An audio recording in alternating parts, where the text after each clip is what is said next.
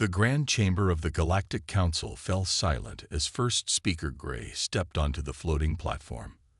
Their metallic scales caught the light from the artificial stars that dotted the ceiling, creating an impressive display that matched the gravity of the moment. The assembled representatives from 100 worlds watched with a mixture of fear and respect as the platform rose higher, positioning the apex leader at the center of attention. Gray's powerful tail swayed gently as they began to speak, their voice carrying easily through the vast space. Honorable representatives of the galaxy, I come before you today to share the findings of our latest planetary survey. The speaker's claws clicked against the smooth surface of their data tablet, bringing up a holographic display that filled the chamber with swirling images of deadly worlds. As you can see, our expedition has confirmed what we have always known. The Apex stand alone as the only species to emerge from a true death world. Gray's chest swelled with pride as murmurs rippled through the audience. Among all known species, only we have survived the crucible of evolution on a world that you would consider uninhabitable. The images shifted to show the Apex homeworld, a planet of swirling storms and harsh landscapes that made several representatives flinch visibly. Gray continued, "Our world has gravity twice the galactic standard, atmospheric pressure that would crush most species, and temperature swings that can freeze or boil water in the same day.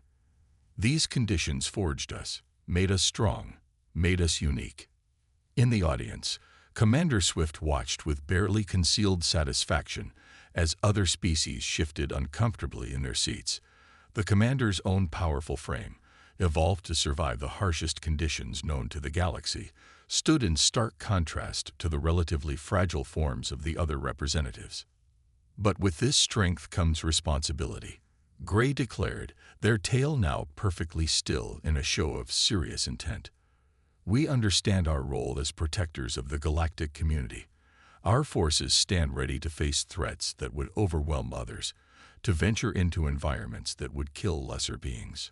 The holographic display changed again, showing Apex warriors conducting rescue operations in environments that would be lethal to most species. Toxic atmospheres, crushing pressures, and extreme radiation posed no threat to their reinforced bodies and redundant organs. As Gray continued their presentation, a junior communications officer quietly entered the chamber and made their way to Commander Swift's position.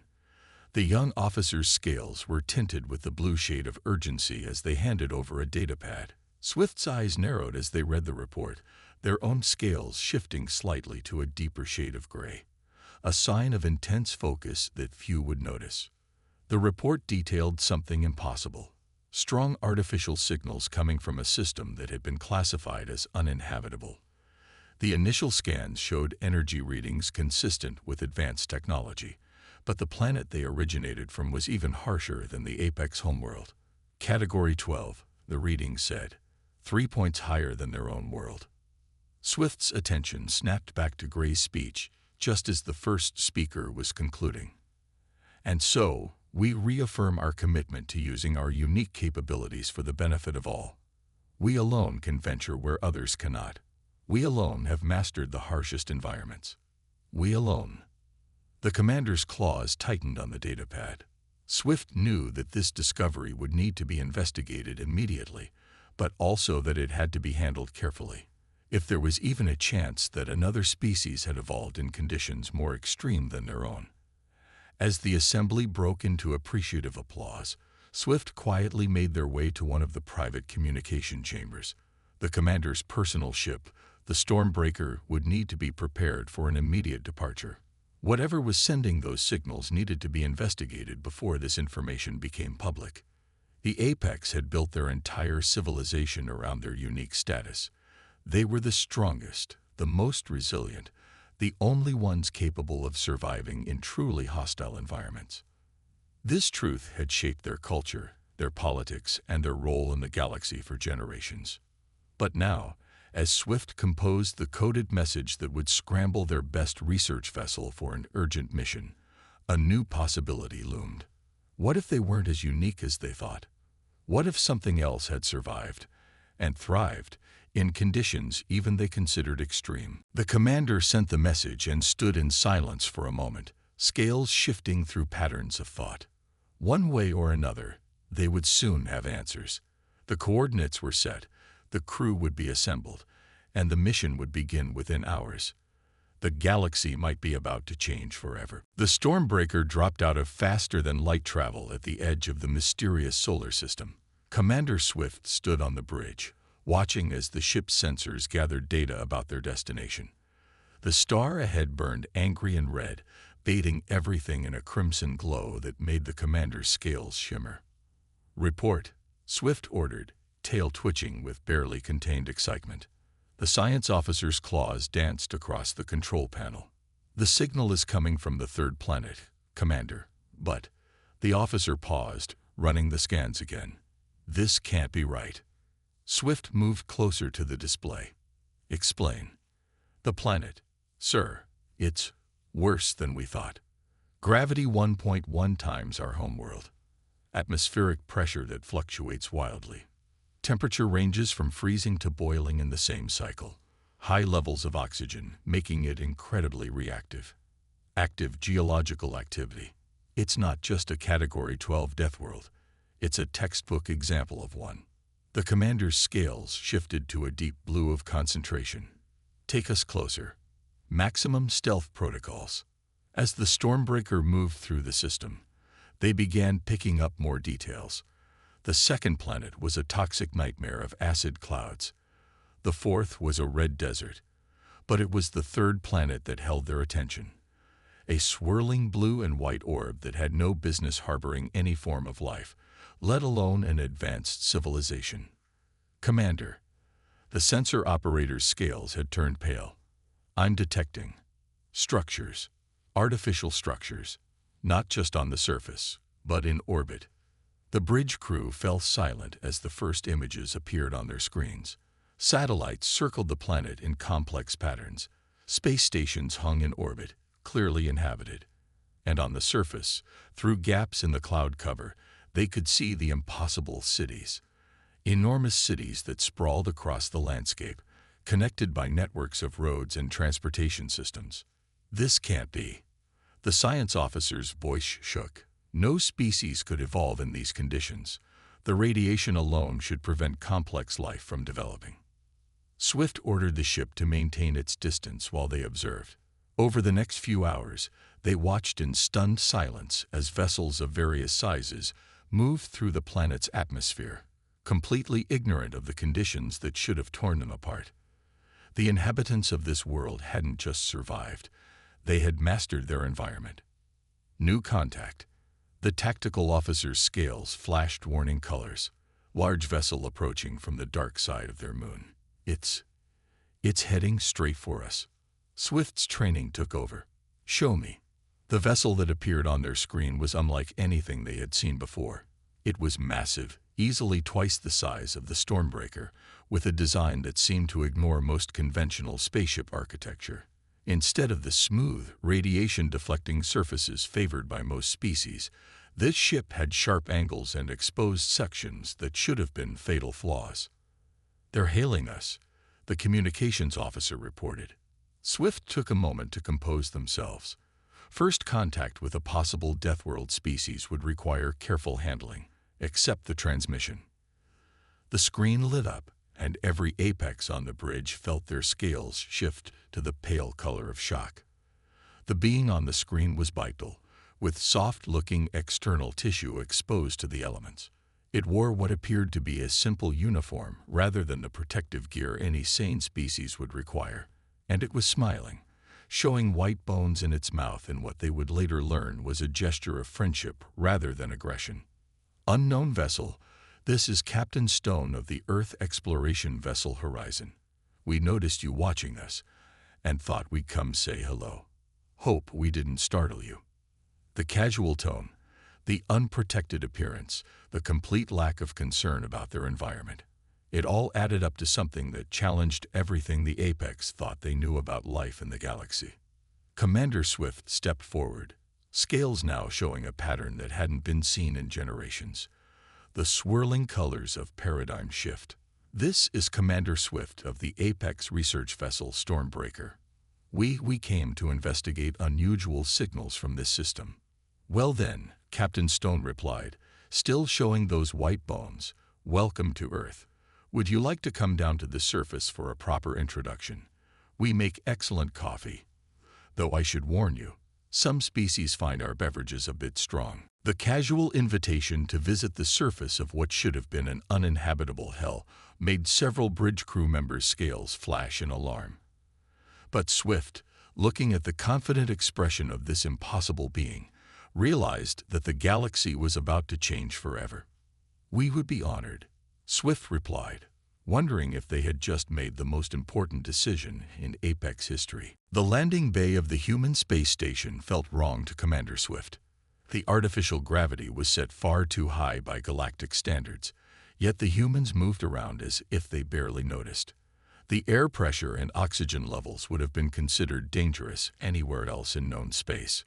But here, humans worked, laughed, and went about their business while the Apex delegation tried to hide their discomfort. Captain Stone led them through the station's corridors, pointing out various facilities with casual waves of their hand. "And here's our gym," they said, pushing open a large door. "Some of our crew are probably working out now, if you'd like to see." The Apex delegation stopped dead in their tracks. Inside, humans were deliberately putting their bodies under additional strain, lifting weights that would challenge even an Apex's enhanced muscles. One human was running on a treadmill at a speed that seemed impossibly fast, their only sign of effort being the water that dripped from their skin. "Is this some kind of endurance training for special forces?" Swift asked, trying to make sense of what they were seeing. Stone laughed, that strange display of bones that the Apex were still getting used to. "No, this is just a regular gym. Most of our crew try to work out at least a few times a week. Helps keep us healthy in space." The science officer's scales shifted to show confusion. "You deliberately stress your bodies to stay healthy?" "Well, yeah," Stone replied. "If we don't maintain our bone density and muscle mass in space, we get weak. Humans need regular exercise and high gravity to stay in good shape." The tour continued to the station's observation deck, where Earth hung below them like a blue and white jewel. Swift watched as a human child pressed their hands against the window, completely unafraid of the deadly vacuum just beyond the glass. "Your young ones show no fear of space," Swift observed. "Why would they?" Stone asked. "We've been looking up at the stars since before we could walk upright. Space is just another frontier for us to explore." The delegation was then led to a conference room for their formal meeting. The humans had prepared refreshments, including their promised coffee. Swift watched in fascination as Stone casually drank the steaming black liquid that their sensors indicated was both a stimulant and a mild poison. "So," Stone began, setting down their cup, "let's talk about cultural exchange. We've been observing galactic communications for a while now, trying to learn before making contact. We know the Apex are considered the galaxy's premier Deathworlders." Swift's scales rippled with pride, then uncertainty. "We were, until we found you." "No need for worry about it," Stone said firmly. "Look, we're not here to compete for some title. Earth might be a bit more extreme than your homeworld, but that just means we have more in common than anyone else in the galaxy. We should be working together." The human pulled up a holographic display showing various harsh environments across Earth: frozen wastelands, burning deserts, deep oceans under crushing pressure. In each image, humans could be seen not just surviving, but thriving. "Our ancestors spread across every environment our world had to offer," Stone explained. "We've lived in the coldest and hottest places, the highest mountains and the deepest caves. We didn't just adapt to our world, we learned to adapt our world to us, and then we learned to adapt ourselves even further." Swift watched as more images appeared. Humans in protective suits walking on the surface of their moon, establishing bases on their deadly neighboring planet, diving into deep ocean trenches, and climbing mountains that reached above the clouds. "Your species shows remarkable determination," Swift said carefully. Stubbornness, you mean? Stone grinned. Yeah, we get that a lot. But here's the thing. We've read about your people too. The Apex don't just survive on your world, you excel there. You've built amazing things. Imagine what our species could accomplish together. The commander looked at their own delegation, seeing the shifting patterns of their scales, showing everything from concern to excitement. The humans were right. Both species had evolved to overcome the most extreme conditions. But where the apex had focused on biological adaptation, humans had used their intelligence and determination to overcome their limitations. Perhaps, Swift said finally, we have been too focused on being unique, when we should have been looking for allies who understand our perspective. Stone's smile grew wider. Exactly. Besides, we've got something even better to show you later. Wait until you try human food. We've got this thing called spicy that I think you're going to love. First Speaker Gray's scales had lost all color as they watched the recording for the third time. The images showed human Ambassador Reed stepping off their shuttle onto the Galactic Council station, walking confidently through standard atmospheric conditions that should have been nearly lethal to any Deathworld species. Even more shocking were the casual waves and greetings the ambassador offered to the stunned alien representatives around them. How long? Gray asked, their voice barely a whisper. How long have they been watching us? Commander Swift stood at attention, scales showing a complex pattern of blues and grays. According to Captain Stone, humans have been intercepting our communications for nearly 20 years. They wanted to understand galactic society before making contact. 20 years. Gray's tail lashed in agitation. They've been studying us, learning about us, while we had no idea they existed. And now, the chamber's display screen showed various news feeds from across the galaxy. Every major species was talking about the humans. Some broadcasts showed footage of human athletes competing in high-gravity environments. Others displayed human construction teams working in conditions that would require heavy protective gear for most species. The Galactic Council is in an uproar. Gray continued. The Trade Federation is already drafting proposals for human membership. The Defense Alliance wants to study their military capabilities. And the Science Directory. Gray's scales rippled with frustration. They're calling it the discovery of the century. A junior aide rushed into the chamber, their scales flashing urgent patterns. First speaker, Ambassador Reed has arrived for the meeting. Gray took a moment to compose themselves, scales shifting to a formal pattern. Send them in. Ambassador Reed entered the room with that peculiar human expression they called a smile. They wore a simple diplomatic uniform rather than the environmental suit that most species would need. First Speaker Gray, Commander Swift, thank you for meeting with me. Ambassador, Gray acknowledged. I must admit, your arrival has caused quite a stir in the galaxy. So I've noticed. Reed sat down without waiting for permission, another small display of how humans casually ignored normal protocols. That's actually what I wanted to discuss. We understand this situation is uncomfortable for the Apex. Gray's scales flickered with surprise at the direct approach. Uncomfortable is an understatement, Ambassador. Your very existence challenges everything we thought we knew about our place in the galaxy. Does it? Reed leaned forward. From what I understand, the Apex have carried a heavy burden as the galaxy's sole Deathworld species. You've been responsible for handling the most dangerous situations, exploring the most hostile environments, protecting others from threats they couldn't face themselves. That is our role, Gray said stiffly. Our duty. And it still can be, Reed replied. But now you have partners who understand what that means. Humans know what it's like to evolve on a world that wants to kill you. We know the pride of overcoming those challenges, and the responsibility that comes with being stronger than others. Swift's scales showed interest despite their attempt to maintain a neutral pattern. You're suggesting cooperation rather than competition. Exactly. Reed pulled out a datapad. We've already identified 17 potential joint projects. There's a plasma storm study that needs a team capable of working in high-gravity environments. 3 deep space rescue operations that require resistance to extreme conditions, and a first contact situation with a species living on a high-pressure world. Gray's scales shifted through various patterns as they processed this.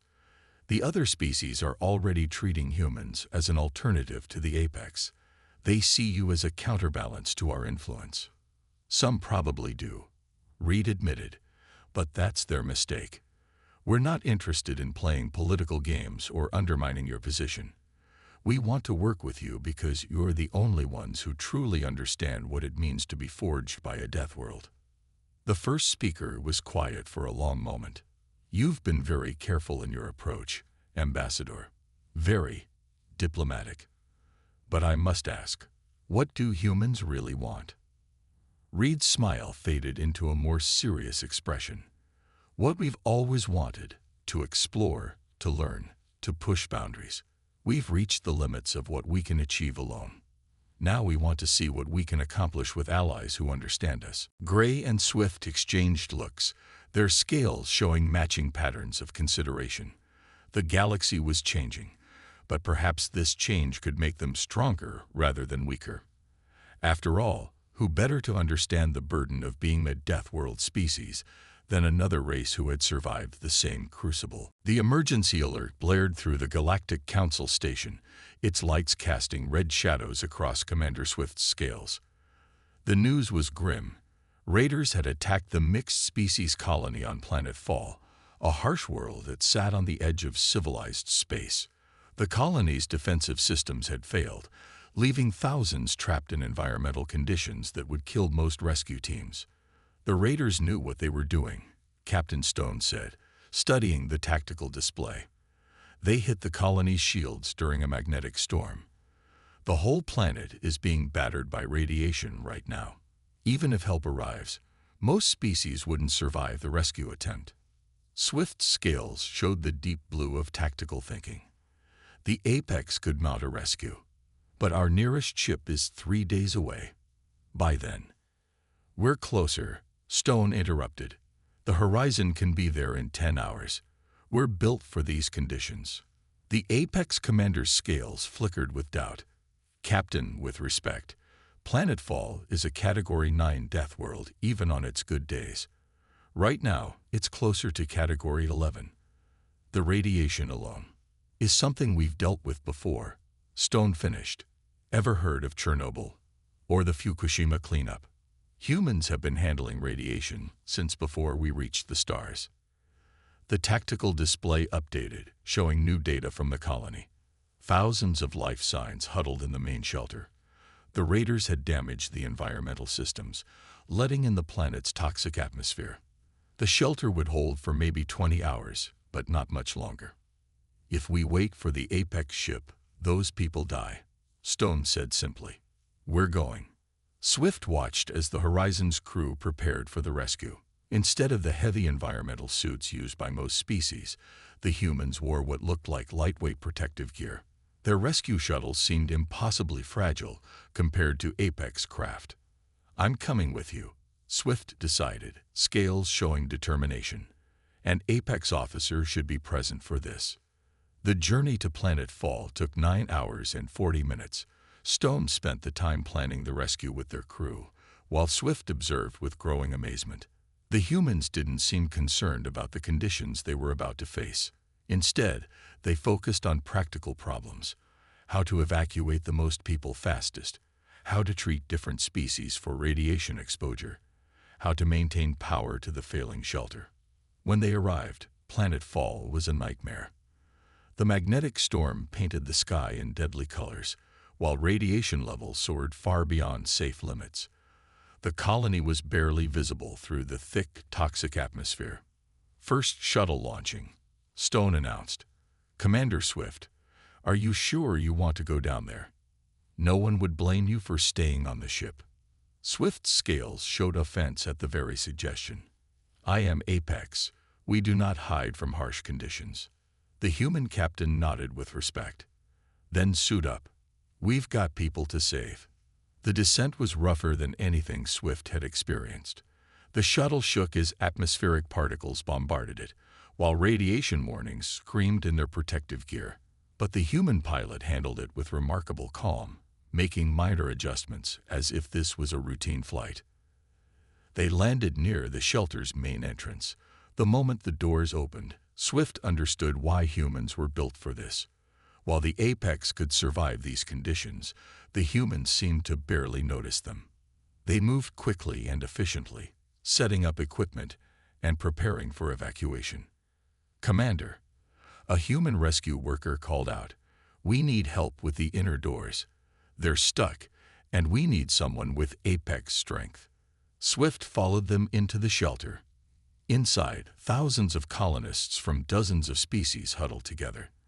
The air was growing toxic as the environmental systems failed. Many were already unconscious. Working together, humans and Apex began the evacuation. Swift marveled at how the humans adapted to each new problem. When they found a group of colonists trapped behind debris, they quickly improvised tools from available materials. When radiation levels spiked, they adjusted their methods without missing a beat. "This is what we do," Stone explained during a brief pause in the evacuation.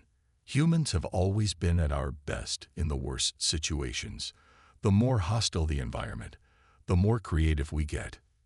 Swift watched as a human medic treated a radiation-poisoned child while explaining a joke to keep them calm.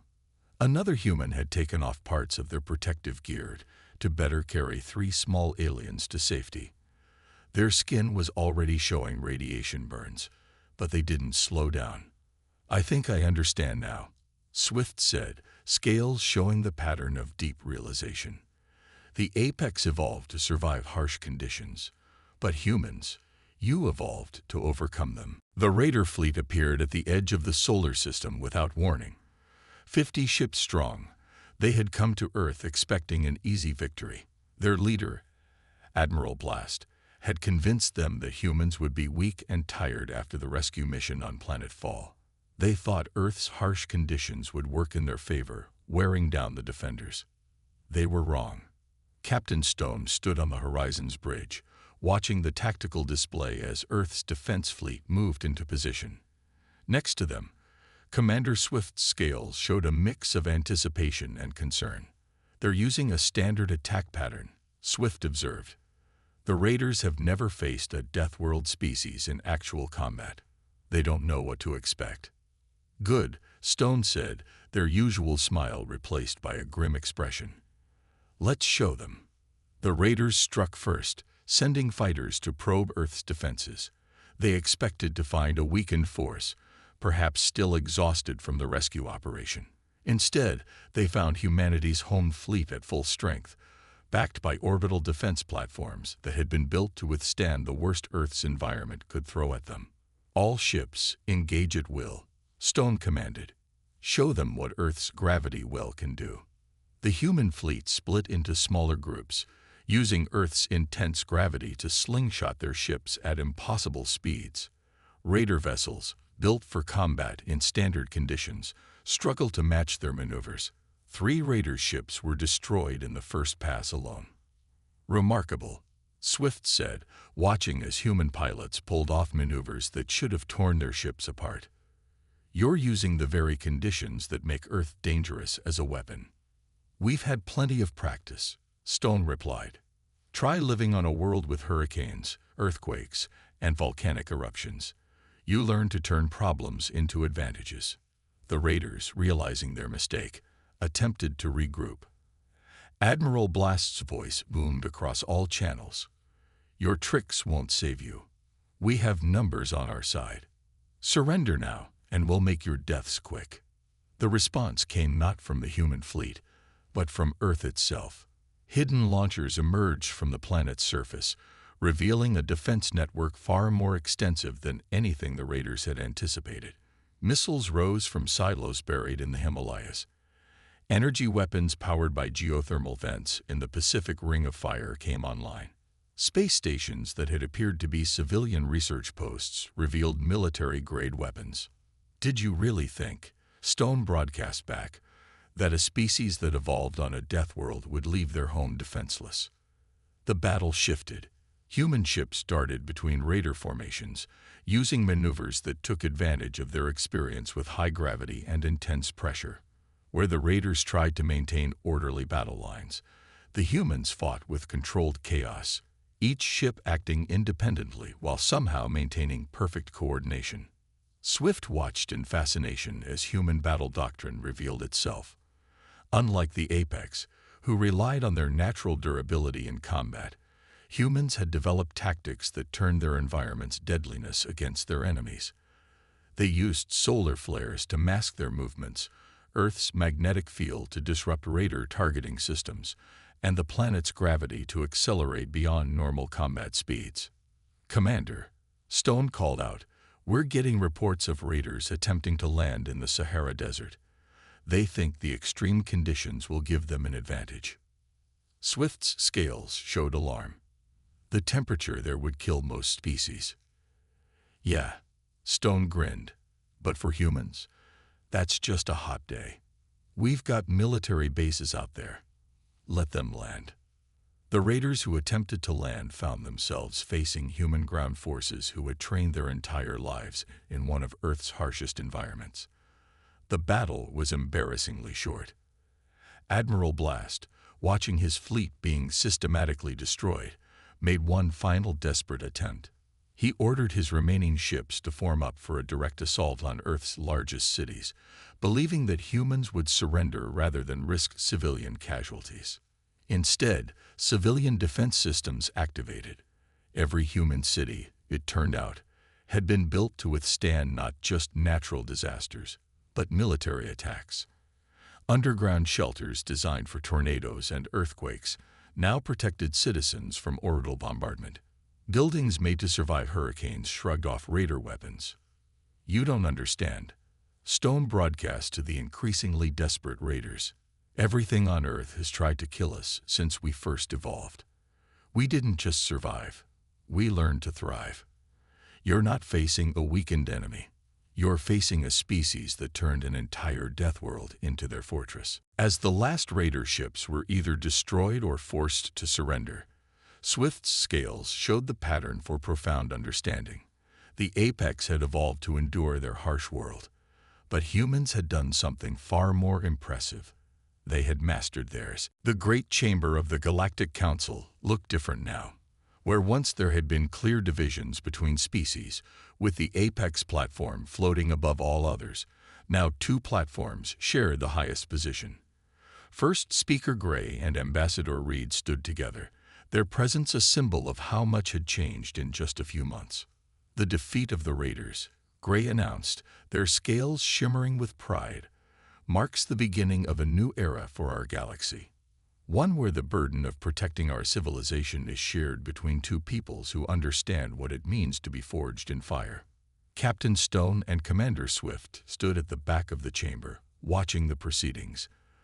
Their crews mingled together, humans and Apex trading stories about the battle. Some of the Apex had even started attempting human gestures, their scales shifting in approximate imitations of smiles. "Look at them," Stone said quietly. "A month ago, your people thought smiling was just us showing bones. Now they're trying to figure out how to do it with scales." Swift's scales rippled with amusement. "And my crew is learning human idioms. Yesterday, one of our engineers told me something was a piece of cake during a repair job." The chamber's attention turned to Ambassador Reed as they stepped forward. "The raiders thought they could exploit what they saw as weakness. They looked at our harsh world and assumed we would be exhausted, beaten down by our environment. They failed to understand a fundamental truth about both humans and the Apex. We are not weakened by adversity. We are strengthened by it." Holograms appeared above the chamber, showing images from the Battle of Earth alongside footage from the Planet Fall rescue. The contrast was striking. The same human and Apex teams that had risked everything to save others had fought with equal determination to protect their homes. "But today isn't about victory in battle," Reed continued. "It's about understanding. The Apex taught us that being strong means accepting responsibility for those who need protection. We hope we've shown that strength isn't just about surviving harsh conditions. It's about learning to thrive in them. First Speaker Gray moved forward, their scales showing the formal pattern of a historic declaration. The Galactic Council recognizes Earth as a full member of our community. More than that, we recognize humanity as what they truly are, not competitors for the title of strongest species, but partners in protecting and advancing our shared civilization. Stone leaned closer to Swift. Think the Raiders expected this when they attacked, that they'd end up bringing our species closer together. They made the same mistake everyone did, Swift replied, scales showing the pattern for deep insight. They thought being from a death world made us simply stronger or tougher. They didn't understand that it made us adaptable, resourceful, creative. The chamber erupted in applause as Gray and Reed signed the formal alliance documents. But the real proof of change was happening in small moments throughout the room. A human scientist was excitedly discussing toxic atmosphere research with an Apex engineer. A group of Apex warriors was listening intently as a human explained the concept of spicy food challenges. We're already getting requests, Stone said. Other species wanting joint human Apex teams for dangerous missions. Exploration of worlds that were considered too hostile for settlement. Research into survival techniques that combine our different approaches. Swift's scales shifted to show excitement. And the new Joint Academy. Applications are coming in from both our worlds. Young humans and Apex who want to learn from each other. Above them, Reed was speaking again. We stand here not as conquerors or competitors, but as proof that the harshest conditions can produce the strongest bonds. Together, humans and Apex will explore worlds others fear to tread. We will protect those who cannot protect themselves. And we will prove that strength isn't about being the toughest. It's about being willing to use that toughness to help others. As the ceremony concluded, Stone turned to Swift with a grin. Ready to see what else is out there. I hear there's a Category 13 world on the edge of known space. Everyone says it's impossible to explore. Swift's scales rippled with anticipation. Impossible. That sounds like a challenge both our peoples would enjoy. The commander looked out over the chamber, at the mixed crews of humans and Apex already planning their next missions together. The Raiders had thought they could exploit the rivalry between two Deathworld species. Instead, they had helped forge an alliance that would change the galaxy forever. After all, the only thing more impressive than a species that had mastered a Deathworld was two of them working together.